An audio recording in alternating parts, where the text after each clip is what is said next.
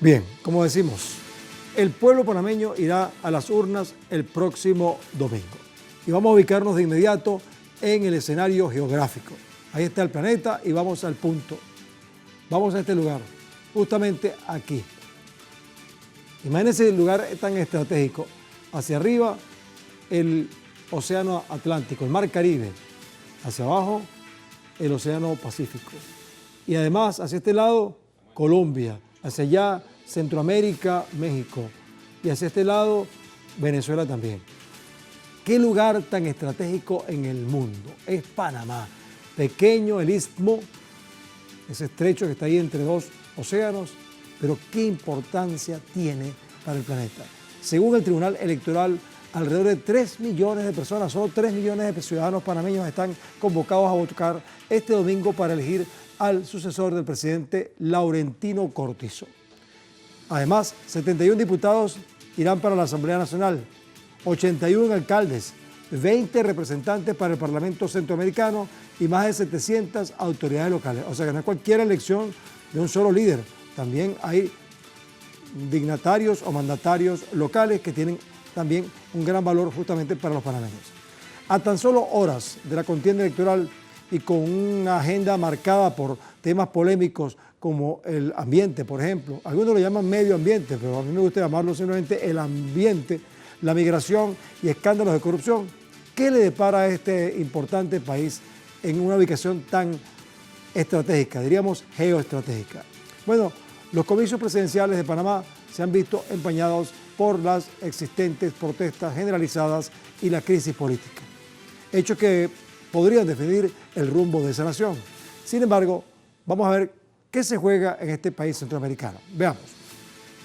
Los conflictos entre la clase política han generado problemas fiscales, ambientales, migratorios y de corrupción, además de afectar las inversiones extranjeras. Uno de ellos es la inhabilitación del expresidente Ricardo Martinelli, que también de allí como preocupado tras recibir una condena de 10 años por blanqueo de capitales. ¿Verdad? Ante la situación, el Tribunal Electoral decidió que su compañero de fórmula, José Raúl Mulino, ocupe su lugar, pese a la oposición de la ciudadanía. Un descontento que manifiestan igualmente con el actual presidente Laurentino Cortizo tras escándalos de corrupción durante su gestión.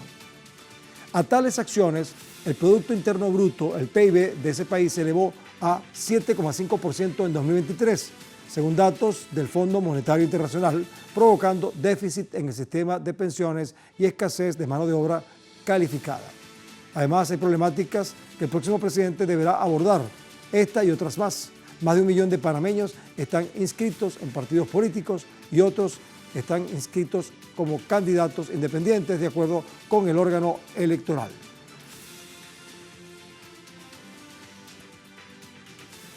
Pero antes, por supuesto, de seguir abordando el tema, vamos a recordarles que a través de nuestras redes sociales, a lo largo del día, hemos sondeado la opinión de nuestros usuarios sobre nuestro tema de hoy.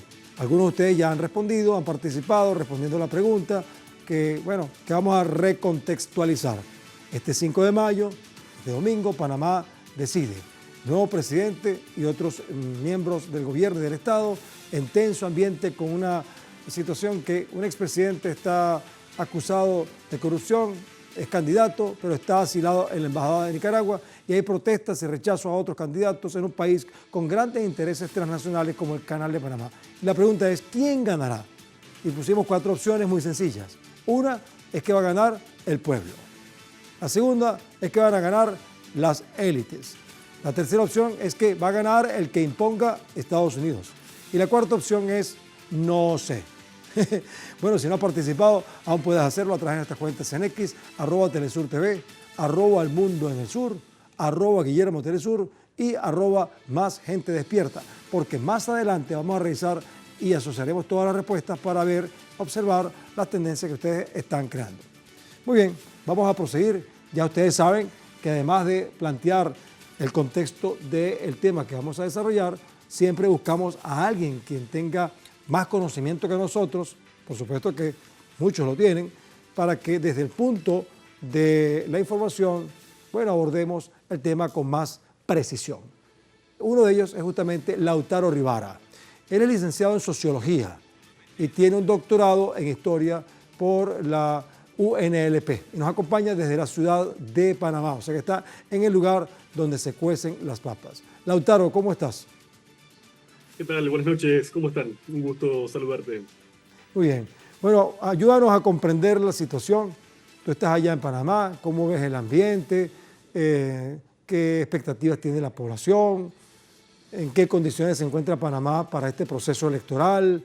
Y bueno, nosotros como bolivarianos al fin, acuérdate que Panamá pertenecía a la Nueva Granada, y la Nueva Granada, que incluía Colombia y Panamá, luego conformaron la Gran Colombia, y para Bolívar era muy importante Panamá, ese istmo, porque lo consideraba un punto geoestratégico no solamente para América, sino para el mundo completo. O sea que Panamá es muy importante no solamente para los panameños, sino para el resto del planeta. Bueno, fíjense ustedes cómo los Estados Unidos por 100 años se apoderaron del canal y no sabemos si todavía tienen control sobre él. Cuéntame. Sí, primero decir que obviamente Panamá sigue conservando esa posición geográfica absolutamente privilegiada, no solamente en el hemisferio, sino también a nivel global. Y creo que hay una especie de mezcla de incertidumbre y quizás un poco de zozobra de cara a estos comicios. En parte, esa zozobra se despejó con la resolución de la Corte Suprema de Justicia de esta mañana, que de alguna forma terminó de habilitar la candidatura de José Raúl Mulino, quien es a todas luces el candidato favorito de las encuestas, que le están otorgando entre un 10, incluso un 15, un 20% de ventaja sobre el resto de sus contendores. Entonces, por un lado teníamos ese escenario de incertidumbre, porque imagínense lo que implica para la población local no saber si uno de los candidatos y el que tenía más posibilidades electorales podía ser no solamente desalojado de la contienda electoral, sino que ese fallo podía llegar incluso un día o varios días después de los propios comicios, generando una situación política y jurídica absolutamente inédita que hubiera seguramente dado causa a un escenario de crisis. Pero también hay, además de, obviamente, una expectativa, como la que generan todas las elecciones generales, en este caso para elegir autoridades ejecutivas y también legislativas. Creo que es público y notorio un cierto desgaste con el sistema de partidos tradicionales, un sistema de partidos que supo orbitar en torno a el PRD, el partido construido en torno a la figura de Omar Torrijos durante su gobierno militar. Y es un sistema político que de alguna forma se ha ido desgranando y que está buscando reconvertirse y tratar de generar nuevos sellos electorales y nuevas figuras frente a un cierto hartazgo de la población que creo que es bastante claro y bastante evidente. Basta conversar con los panameños y las panameñas de a pie para notar que hay cierta desconfianza en el sistema de partidos tradicionales y en el sistema político como un todo. Por lo menos tuve la oportunidad de viajar en estos días por algunas regiones, las comarcas indígenas, el Darién, Cunayala, aquí en la propia ciudad de Panamá, y es lo que uno puede testear y le puede tomar el pulso conversando, insisto, con la ciudadanía local. Lautaro, hay una inquietud que yo tengo y no sé si muchas personas la pueden compartir, y es que, bueno, Panamá, estando en ese lugar tan estratégico, digamos, la conexión es el ombligo, pues, entre América del Sur y América del Norte, en ese istmo, con una particular ubicación y con esa historia que tiene. Cónchale, cónchale es una expresión que hacemos en Venezuela. Caramba, ¿qué posición tienen los panameños frente a su identidad? Porque viendo por 100 años una bandera gringa ondeando en el canal, debe haber generado una inquietud y un efecto, tú eres sociólogo, un efecto en la conducta y en la cultura de los panameños. Dime si no es así, y eso puede incidir a la hora de decidir por quién votar, si hay una actitud de rebeldía o hay una actitud de aspiración a seguir siendo parte, digo yo, de otra entidad superior. Sí, ahí pasan dos cosas. Evidentemente, como bien indicás, hay una conciencia nacional muy fuerte y desarrollada en Panamá, vos lo mencionabas al comienzo.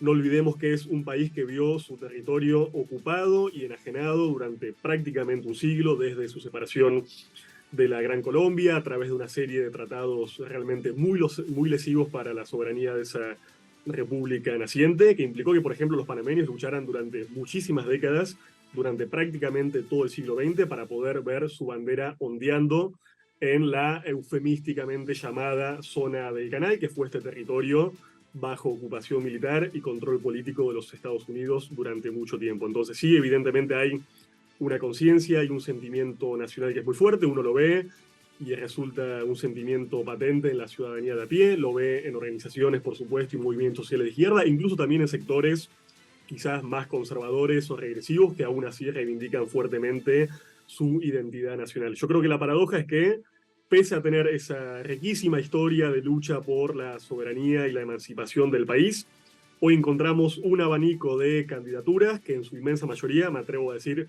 6 de los 7 candidatos y candidatas que se presentan a elecciones, que cultivan excelentes relaciones con los Estados Unidos, muy buenas relaciones con el capital transnacional, por ejemplo, minero de origen canadiense o norteamericano, y que básicamente tienen la costumbre de reunirse antes de elecciones generales como estas que estamos viviendo, con la embajada norteamericana prácticamente para rendir pleitesía y dar cuenta de quién va a tener una acción de gobierno más favorable y de alguna forma más alineada geopolíticamente con los intereses de Estados Unidos, en una región que sigue siendo importante, sigue siendo estratégica. No olvidemos que estamos aquí a las puertas de la cuenca del Gran Caribe y que estamos en presencia de un país con un canal interoceánico que, si bien ha perdido cierta participación, sigue concentrando el 3% del comercio marítimo mundial. Hablamos de un flujo de mercancías y de capitales que es muy importante y que representa un interés vital para unos Estados Unidos que, por ejemplo, siempre concibieron a Panamá y la obra del canal como parte de su zona de seguridad estratégica y como un puente elemental para unir, por ejemplo, la costa este y la costa oeste de los propios Estados Unidos. Así que ese vínculo, esa relación conflictiva entre la identidad panameña y una subordinación que todavía sigue en términos políticos y democráticos, por así decirlo, los Estados Unidos, creo que es una pugna evidente que atraviesa aquí todos los debates de este país ismeño. Bueno, Lautaro, con ese diagnóstico sociopolítico, entonces ya tenemos una idea de cuál puede ser la tendencia de los electores del próximo domingo. Vamos a ver qué pasa, de todas maneras. Después hablaremos un poco sobre cuáles son los pronósticos, no sé si hay encuestas, si hay proyecciones acerca de quién puede ganar y por qué. Pero vamos a hacer una pausa, vamos a quedarnos pensando en eso. Y vamos a hacer una pausa para luego regresar. No te vayas, Lautaro, porque vamos a seguir aquí en El Mundo desde el Sur.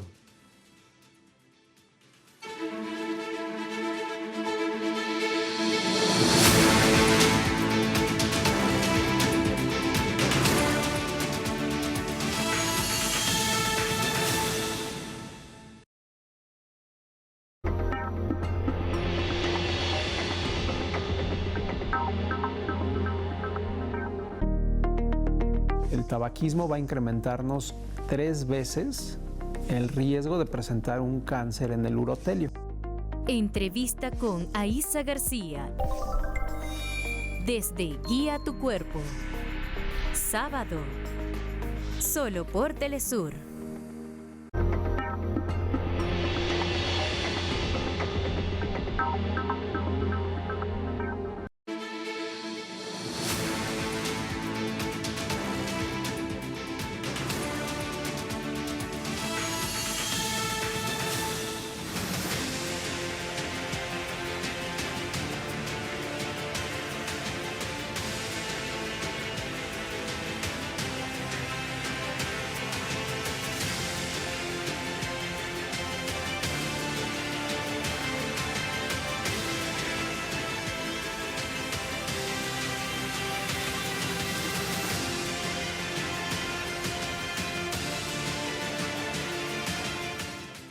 Bueno, de cara a los comicios de este domingo 5 de mayo, vamos a analizar la intención de voto según las encuestas en medio de un proceso electoral marcado por la polémica.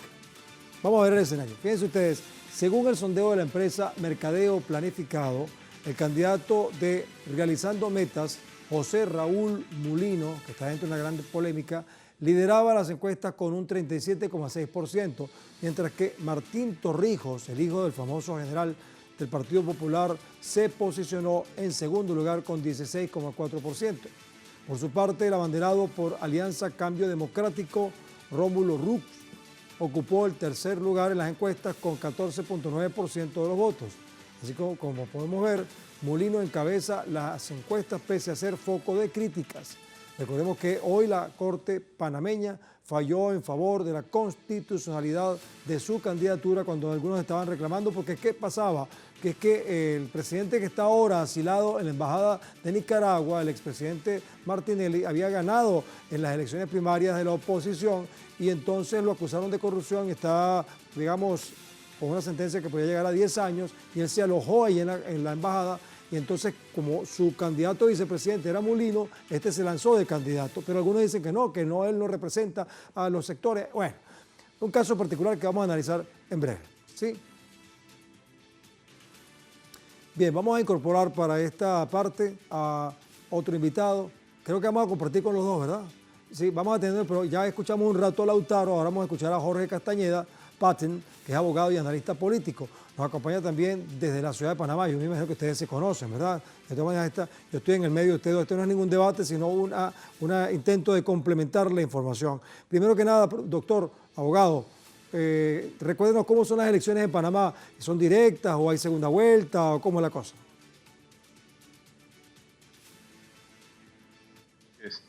Las elecciones de Panamá son directas, es una sola vuelta, no hay segunda vuelta, es un voto directo en el que se hace una sola convocatoria para elegir tanto el presidente como el resto de los puestos de elección popular, como lo son diputado, alcalde y representante de corregimiento. Ajá, muy bien. Y bueno, ya nosotros hicimos un comentario acerca de qué puestos que están en disputa, pero me gustaría que usted me precisara por qué se logra que estas elecciones sean como unas mega elecciones. Porque en otros países y en diferentes circunstancias a veces hacen las presidenciales, las parlamentarias, las de gobernadores, separadas, pero en este caso las concentran todas. ¿Qué importancia tiene para los panameños que se hagan las elecciones todas al mismo tiempo? Bueno, es una costumbre constitucional, una tradición constitucional en Panamá desde la Constitución de 1904, luego de la separación de los estados de Panamá con Colombia, de la Gran Colombia, en el que se hizo una sola fecha para elegir a todas las autoridades, y en la costumbre constitucional electoral se mantuvo ese solo día para elegir a todas las autoridades, tanto en la Constitución del 41, 46 y luego la del 72, en el proceso llamado proceso revolucionario, que fue mientras duró la dictadura de Omar Torrijos de Herrera. Se homologó esa costumbre constitucional y se quedó como tal. Luego, en las 3 reformas siguientes, luego de la invasión militar, se mantuvo como una costumbre para la elección de las autoridades. Doctor, vamos a ponerle, como decimos en criollo, el dedo en la llaga, vamos a echarle más leña al fuego.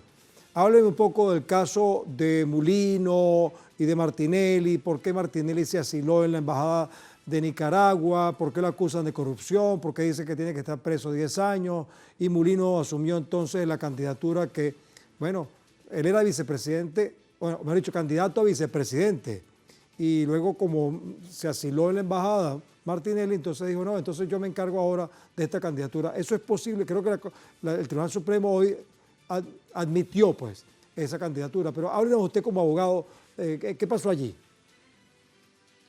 Bueno, es una discusión un poco larga, es una conversación un poco larga, pero... Hágala breve, por favor, sí. Correcto.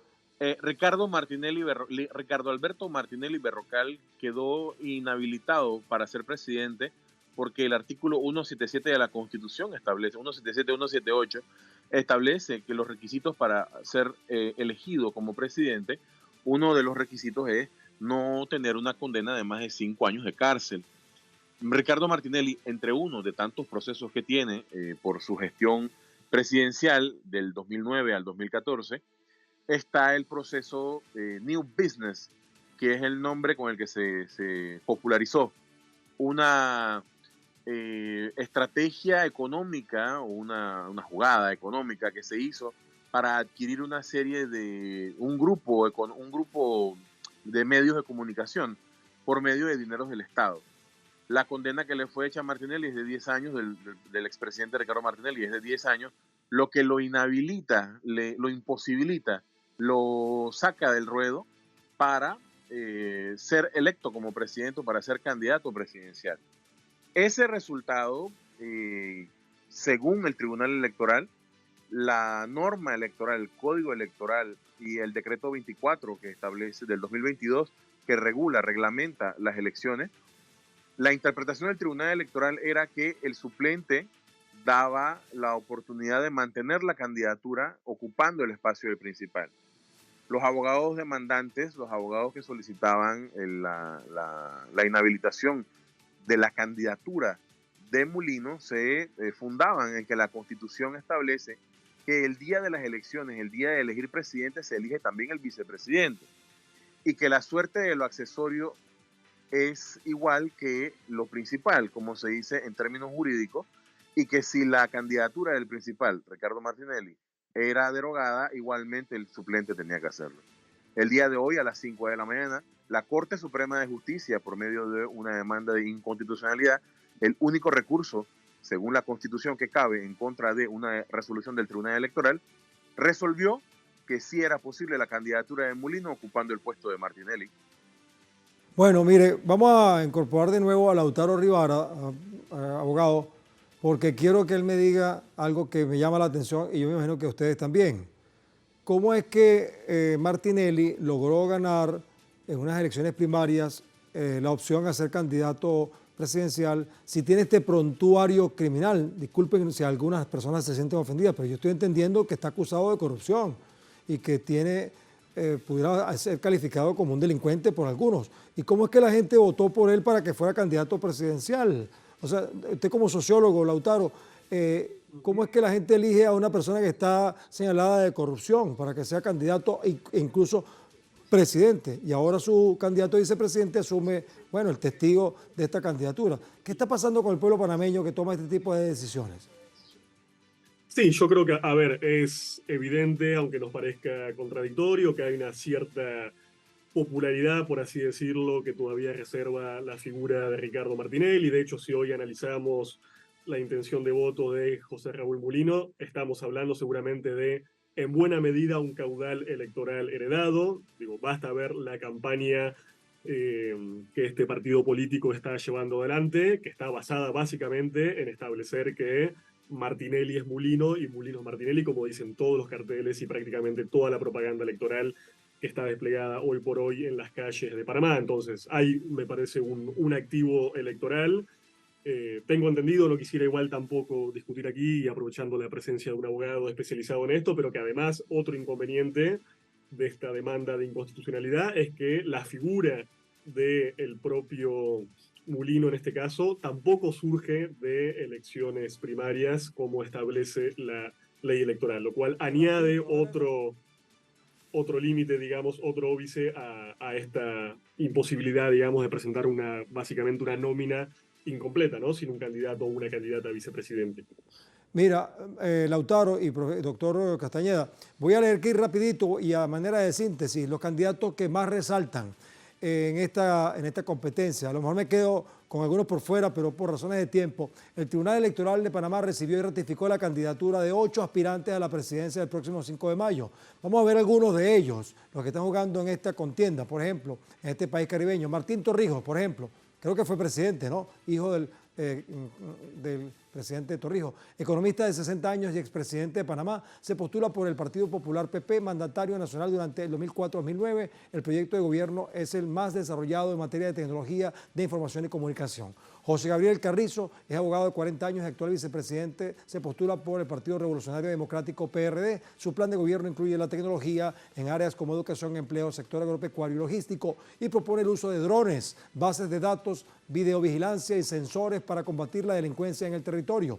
Rómulo Ruz, abogado, se pronuncia así, se escribe Roux, pero yo lo pronuncio Ruz, será abogado de 59 años y presidente de Cambio Democrático, repetirá candidatura en alianza con el Partido Panameñista. Su plan de gobierno contempla 5 acciones en la integración de las ciencias y tecnologías.